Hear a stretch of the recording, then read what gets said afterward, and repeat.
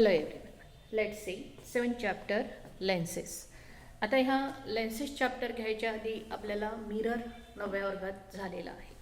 Now what do you mean by mirror. आता हा जो मिरर आहे आपण आपल्या घरी प्लेन मिरर बघितला आहे ज्याच्यामध्ये आपण स्वतःचा चेहरा पाहतो. आता बघा हा जो आहे हा काय आहे, प्लेन मिरर आहे ज्याच्यामध्ये आपण स्वतःचा चेहरा पाहतो. स्वतःचा सकाळचा मेकअप करायचा असेल तर या आरशाचा आपण उपयोग करतो. दुसरा कोणताही आरसा आपण वापरत नाही. याच्यामध्ये आपल्याला आपण जसं असतो ॲक्च्युअल इमेज जशी असेल, आपण बारीक असेल तर बारीक दिसेल, ठोकळ असेल तर ठोकळ दिसेल, आपण जसं आहोत तसं दिसतो याच्यामध्ये. आता हा जो मिरर आहे हा प्लेन मिरर कशा पद्धतीने तयार केला असेल तर एखादा प्लेन सरफेस असेल जसा हा वाला, हा ट्रान्सपरंट सरफेस आहे. आता याचं कन्व्हर्शन जर मला मिररमध्ये करायचं असेल तर मला काय करावं लागेल, हा सरफेस इकडच्या सरफेसला कोटिंग द्यावं लागेल रेड ऑक्साईडचं. आता इकडच्या सरफेसला कोटिंग दिल्यामुळे हा सरफेस काय होईल, पॉलिश्ड म्हणजे रिफ्लेक्टिंग होईल. याला म्हणतात पॉलिश्ड सरफेस म्हणजे रिफ्लेक्टिंग सरफेस होईल. That means coating is on the back side so that this surface become polished or reflecting surface, and in this way we can make a mirror from this transparent object. Now what are the types of mirror, कोणते कोणते mirror आहे. Plain mirror आपल्याला माहीतच आहे. तर त्याच पद्धतीने दुसरे जे दोन मिरर आपण मागच्या वर्षी शिकलो होतो त्याच्यामध्ये एक होता कॉन्केव मिरर आणि दुसरा होता कॉन्व्हेक्स मिरर. आता कॉन्केव मिरर आणि कॉन्व्हेक्स मिरर जर शिकायचं असेल तर बघा इथे हा जो मिरर दिसत आहे एक फुगीर आहे, एक आतमध्ये खोलगट आहे. हा जो मिरर आहे हा आतमध्ये खोलगट आहे, इथे खोल भाग झालेला आहे आणि हा आतमध्ये असा फुगीर झालेला आहे. आता हे दोन्ही मिरर जेव्हा तुम्ही पाहता तेव्हा याच्यामध्ये हे मागच्या वर्षी जेव्हा तुम्ही शिकले आहे तर याचे सरफेस हा कशा पद्धतीने तयार केलेला असेल. हा मिरर जसा मी एखादा प्लेन सरफेस असेल तर त्याला मागच्या साईडने कोटिंग दिलं, समोरचा सरफेस रिफ्लेक्टिंग होतो, त्या पद्धतीने तयार करतो. तर मग हे मिरर कसे तयार केले असेल, it is made up of hollow sphere. That means if this is a sphere like this, hollow sphere, पोकळ, आतमधून भरीव नाही, पोकळवाला स्पियर असेल, स्पियर म्हणजे जो गोल असतो तो. That means a part, this part, if we take this part and if we coated this portion like this, coating जिकडे असेल तिथे आपण ह्या लाईन्स दाखवतो. if this coating is placed on this surface, that means here इकडचा surface जो आहे हा इकडचा सरफेस कसा होतो, रिफ्लेक्टिंग होतो. इकडच्या साईडला या साईडला कोटिंग दिलं त्यामुळे हा रिफ्लेक्टिंग सरफेस झाला. therefore it is called as concave mirror. हा कोणता मिरर आहे, concave mirror. Concave mirror is a converging mirror. आता कॉन्व्हर्जिंग, कॉन्केव हे शब्द तुम्हाला गेलेले आहे. कॉन्केव, केव म्हणजे गुहा, आतमध्ये खोल असणे. मग हा बघा खोल आहे आतमध्ये, म्हणून याला काय म्हणतात, concave mirror. Now concave mirror is a converging mirror. Converging का बरं, कारण सूर्याची किरणं जेव्हा तुम्ही त्याच्यावर घेता, त्या मिररवर घेता, तेव्हा ते रिफ्लेक्ट झाल्यानंतर, समजा सूर्याची किरणं घेतली, पॅरलल घेतली अशी, आफ्टर रिफ्लेक्टिंग, रिफ्लेक्ट झाल्यानंतर ते काय होतात, दे कॉन्व्हर्ज लाईक धिस. ते रिफ्लेक्ट होऊन ते एक कॉन्व्हर्ज होतात at this point on the principal axis. एका पॉईंटवर कॉन्व्हर्ज होतात ते रेज, काय होतात, कॉन्व्हर्ज होतात. And therefore this mirror is called as converging mirror. Second mirror, आता याच्यातला if again this one is a hollow sphere like this. If this is a hollow sphere, I want to make convex mirror. Now आता जर मला convex mirror घ्यायचा असेल, that means this mirror is a part of this sphere. या sphere चा part आहे तो. And therefore if I coated this portion like this, हा जर पोर्शन मी कोटिंग दिला, त्याला तिथे रेड ऑक्साईड दिला, कोटिंग दिलं किंवा सिल्वरचं कोटिंग दिलं, then this surface become reflecting. जिथे आपला चमकणारा पोर्शन, चकचकीत भाग, कोणता पोर्शन सांगतो, हा होतो. And now this mirror is convex mirror. Wax puff outward, तो काय झाला पफ. आपण बघा केसांचा पफ काढतो तर आपले केस असे चपटे राहतात, आपण असं पफ काढून असं उंचवटा देतो त्याला. इथे सुद्धा this is puffed outward and therefore this mirror is called as convex mirror. Now this mirror, convex mirror is a diverging mirror. आता हे डायव्हर्जिंग मिरर म्हणजे काय? when rays incident, parallel rays incident on this mirror, they get refracted, they never converge, they diverge from each other, एकमेकांपासून असे दूर जातात. Converge म्हटला तर एकमेकांच्या असे जवळ येणे. कॉन्व्हर्जिंग मिरर, कॉन्केव्ह मिरर कसा असतो? कॉन्व्हर्जिंग असतो. आणि कॉन्व्हेक्स मिरर कसा असतो? डायव्हर्जिंग मिरर असतो. Now there are terms related to this concave and convex. If this is a concave mirror, that means this portion is reflecting. It is a part of a sphere.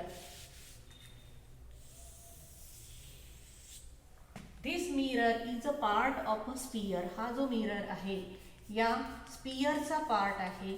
and therefore terms कोणत्या कोणत्या terms आहे तर centre of curvature, radius of curvature, principal focus. नाव centre of curvature, आता याचा जर centre of curvature घ्यायचा असेल, हे दोन्ही मिरर बघा. आता हा जो मिरर पकडला तर हा पूर्ण स्पियर आहे आणि या स्पियरपासून हा कॉन्केव्ह मिरर तयार केलेला आहे. हा कॉन्केव्ह मिरर आहे म्हणजे याचा कोणता सरफेस, इकडचा सरफेस काय केलेला आहे त्यांनी? पॉलिश केलेला आहे, कोटेड केलेला आहे, कोटिंग दिलेला आहे. So this surface become polished और reflecting and therefore this become a concave mirror. Now here this mirror is a part of a sphere, एका स्पियरचा पार्ट आहे आणि म्हणून सेंटर ऑफ कर्वेचर, या स्पियरचा जो सेंटर असतो that is denoted by C. This center of curvature of a sphere from which this mirror is made, तो mirror ज्या स्पियरपासून बनलेला असेल त्या स्पियरचा जो सेंटर असतो त्यालाच म्हणतात त्या मिररचा सुद्धा सेंटर ऑफ कर्वेचर. म्हणजे समजा मी हा मिरर असा पकडला तर हा पूर्ण एका स्पियरचा पोर्शन आहे असा. मग या स्पियरचा सेंटर ऑफ कर्वेचर कुठे? इथे कुठेतरी असेल. म्हणून या मिररचा सुद्धा सेंटर ऑफ कर्वेचर कुठे असेल? इथे बाहेर कुठेतरी असेल. Now if this is centre of curvature then any point, कोणताही पॉइंट या मिररवरचा कोणताही पॉइंट आणि हा सेंटर यांना जोडणारी, this is a segment joining center of curvature and any point on the mirror, that is called radius of curvature. याला म्हणतात radius of curvature. म्हणजेच स्पियरची जी रेडियस असेल तेच मिररची सुद्धा काय असते? रेडियस असते. आफ्टर दॅट आता बघा याच्यामध्ये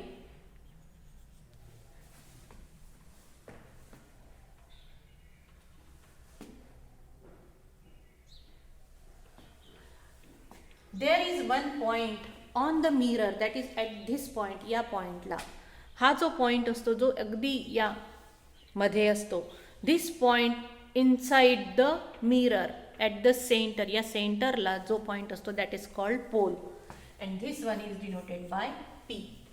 now line passing through, आता जर लाईन असेल एखादी line passing through the centre of curvature and pole, it is imaginary line. ती कशासाठी? इमेज फॉर्मेशन कशा पद्धतीने होते ते बघायसाठी आपण ती इमॅजिनरी लाईन कन्सिडर करतो. That means line passing through the centre of curvature and pole is called as principal axis. Principal axis.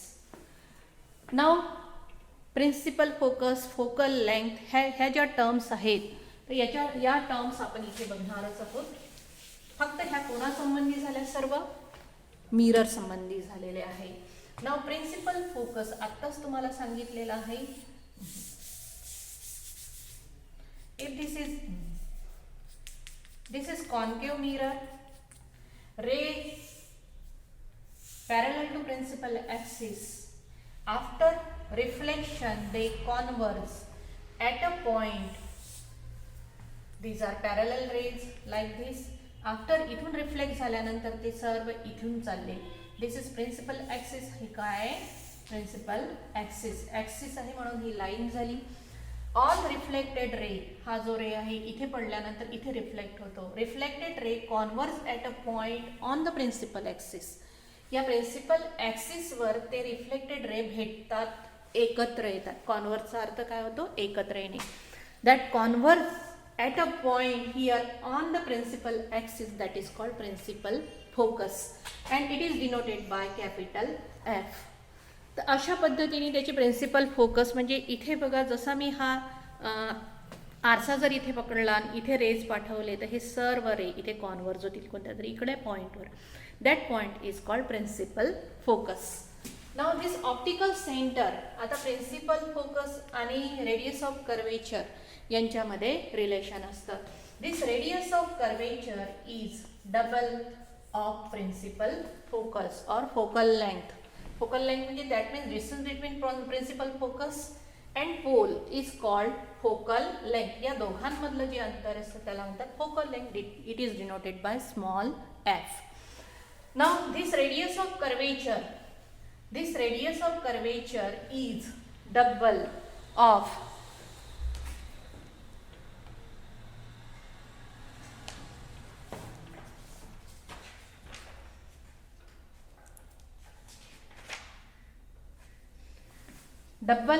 Focal length and therefore focal length म्हणजे ही इथे कुठेतरी फोकस, म्हणजे हा जर फोकस असेल तर याच्या डबल इथे कुठेतरी सेंटर ऑफ कर्वेचर राहील त्याचा. Now focal length of any mirror is half of radius of curvature, असा त्याचा अर्थ झाला.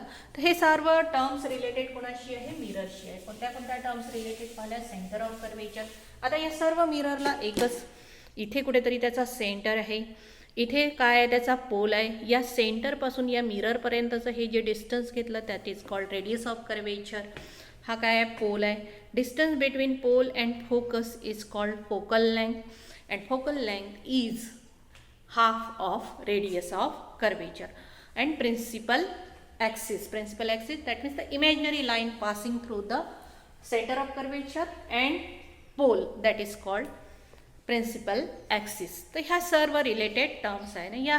ह्याच्यामध्ये या सर्वांना रेडियस ऑफ कर्वेचर तर खूप सारे असतात, परंतु सेंटर ऑफ कर्वेचर एकच राहील आहे त्याचा. या पद्धतीने आपण सर्व मागच्या वर्षी शिकलेलो आहोत.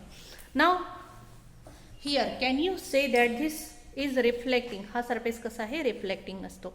नाव when you pass any ray it get reflected. इकडेच तो रिफ्लेक्ट होईल, जिकडून तो इन्सिडेंट झाला तिकडेच तो रिफ्लेक्ट होईल त्याच साईडला. हा आरपार जातो का? याच्या नाही जात आरपार. परंतु तेच जर मी हा असा भाग घेतला, ह्या अशा पद्धतीच्या डायग्राम घेतल्या किंवा फिगर्स घेतल्या किंवा वस्तू घेतल्या तर याच्यामध्ये बघा रे काय जातो? आरपार जातो. इथून बघा मला आरपार पाहता येतं. याला आरपार जातात. That means when you pass ray it pass through this medium. आता इथून जेव्हा रे इथून जाईल तेव्हा तो इकडे जाईल. That means this surface is transparent. आता हा सरफेस कसा आहे? ट्रान्सपरंट आहे. Now this surface, these are lenses. आता यांना काय म्हणतो आपण? लेन्सेस. मिरर कुठे शिकलो आपण? 9व्या वर्गात शिकलो आणि आता लेन्सेस कुठे शिकणार आहोत? 10व्या वर्गात शिकणार आहोत. Now there are 2 types of lenses, concave lens and convex lens. अशा खूप छान ॲक्टिव्हिटी आहे ज्या वर्गामध्ये होतात. वर्गामध्ये त्या शिकवायला अतिशय चांगलं असं चॅप्टर आहे. धिस कॉन्व्हेक्स लेन्स, केव म्हटलं तर त्याच्या आतमध्ये गुहा म्हणजे खोलगट, मधला भाग खोलगट असेल तर केव. मग आता बघा हा जो सरफेस दिसतो आहे, हा जो लेन्स दिसतो आहे अशा पद्धतीचा, याला म्हणतात कॉन्केव लेन्स. आणि हा बाहेरून फुगीर आहे तर याला दोन्ही साईडनी कसा आहे? हा फुगीर आहे हा वाला, तर याला म्हणतात convex. Now how can you define lenses? This one and this one. These are the 2 types of lenses, concave and convex. आता जो आतमध्ये गेलेला आहे, आतमध्ये चपटा आहे, थिन आहे, याला म्हणतात concave lens. And this one is puffed outward. बाहेरच्या साईडनी कसा झालेला आहे? तो फुगीर आहे. हा मधल्या भागामध्ये तो कसा आहे? फुगीर आहे. That is called convex. lens. Now lens can be defined as it is made up of transparent medium bound by two spherical surface. आता हा जो सरफेस आहे हे दोन्ही कशापासून बनलेला आहे? ट्रान्सपरंट पासून बनलेला आहे. मीडियम कसा आहे याचा? ट्रान्सपरंट. हे पूर्ण मीडियम कसं आहे? ट्रान्सपरंट. आणि तो दोन्ही साईडनी कसा आहे? स्पेरिकल आहे. स्पेरिकल आहे म्हणजे हा नक्की स्पियरचा पार्ट आहे, एवढं लक्षात घ्यायचं आहे. Now what is difference between this concave and convex? आता ॲक्च्युली इतक्या चांगल्या ॲक्टिव्हिटीज वर्गामध्ये ह्याच्या घेता येतात की मला ह्या ॲक्टिव्हिटीज इथे कशा घेऊ हे समजत नाही आहे मला.